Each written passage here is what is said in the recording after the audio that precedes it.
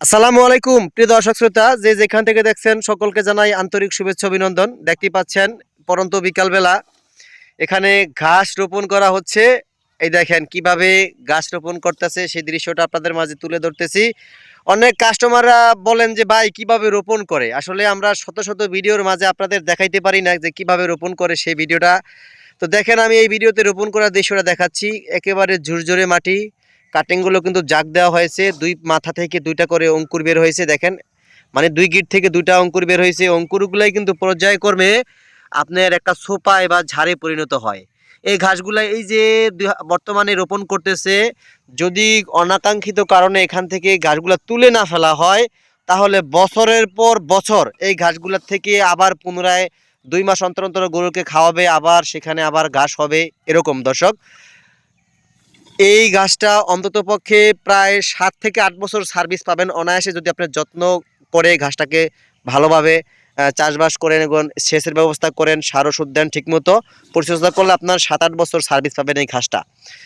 আমরা যারা কাটিং উদ্যোক্তা, মূলত যারা আমরা কাটিং বিক্রি করি, সেই ক্ষেত্রে আমরা প্রায় 4 মাস পর্যন্ত, 3.5 থেকে 4 মাস পর্যন্ত আমরা ঘাসগুলাকে বড় করে রাখি, শক্ত করি, তারপর এরকম পরিপক্ক কাটিং প্রস্তুত করে কিন্তু আপনাদের মাঝে আমরা তুলে দেই। আর যারা মূলত খামারি ভাইরা আছেন, তারা এই ঘাসটা রোপণ করার পর থেকে প্রায় 2 মাস, কমপক্ষে 2 মাস, কেউ 2 মাস 10 দিনও মানে পার করে, তারপরে কিন্তু তারা গবাদি পশুর জন্য কেটে খাওয়ানোর উপযোগী করে ফেলেন। এখন আমি আপনাদের দেখাবো এই ঘাসগুলা যে রোপণ করতেছে, এই ঘাসগুলা কিরকম হয় পরিশেষে। দেখেন এই পাশেই কিন্তু আমি আপনাদের ক্যামেরাটা ঘুরিয়ে দেখাইতেছি। এই দেখেন এখানে কিন্তু এই যে ঘাসটা চাষ করা হয়েছে, কিছুদিন পূর্বে এখান থেকে ঘাস কেটে নেওয়া হয়েছে, আবার একবার সেচ দিয়ে যথেষ্ট পরিমাণ আপনার সার দিয়েছে যতটুকু দরকার। এখন কিন্তু পুনরায় কিন্তু ঘাসগুলা বড় হয়ে গিয়েছে। আর শুধুমাত্র 10 দিন কি 12 দিন এতটুকু সময়ে অপেক্ষা করে এই ঘাসটা কিন্তু আবার গবাদি পশুকে খাওয়াতে পারবে। দর্শক, এই হচ্ছে যে ঘাসটা ইতিপূর্বে দেখেছেন ভিডিওতে, সেই ঘাসটাই কিন্তু এই জারা ঘাসটা রোপণ করার পরে এক কাটা দিয়েছে, তারপরের কাটা দেখেন কি অবস্থা ঘাসের, পুরা ঘাস আর ঘাস।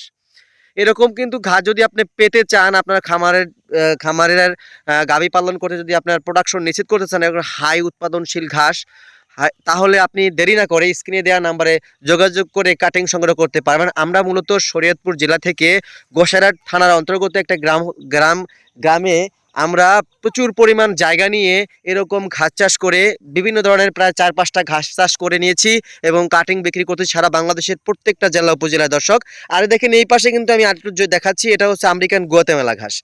দেখেন এটা হচ্ছে আমেরিকান গুয়াতেমালা ঘাস। এখান থেকে একবার ঘাস কেটে গবাদি পশুকে খাওয়াইছি প্লাস এবং বিক্রিও করেছি।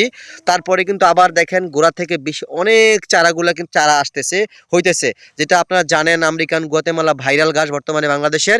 যে কোনো ঘাসের কাটিংয়ের জন্য দর্শক স্ক্রিনে দেওয়া নাম্বারে যোগাযোগ করে আপনি কাটিং সংগ্রহ করেন। বাংলাদেশের প্রত্যেকটি জেলা উপজেলার সর্বস্তরে কুরিয়ারের মাধ্যমে আমরা ক্যাশ অন ডেলিভারিতে কাটিংগুলো প্রেরণ করে থাকি এবং কি হোম ডেলিভারিতেও কাটিংগুলো আমরা দিয়ে থাকি। সকলের সুস্বাস্থ্য দীর্ঘায়ু কামনা করে বিদায় জানাচ্ছি। আল্লাহ হাফেজ।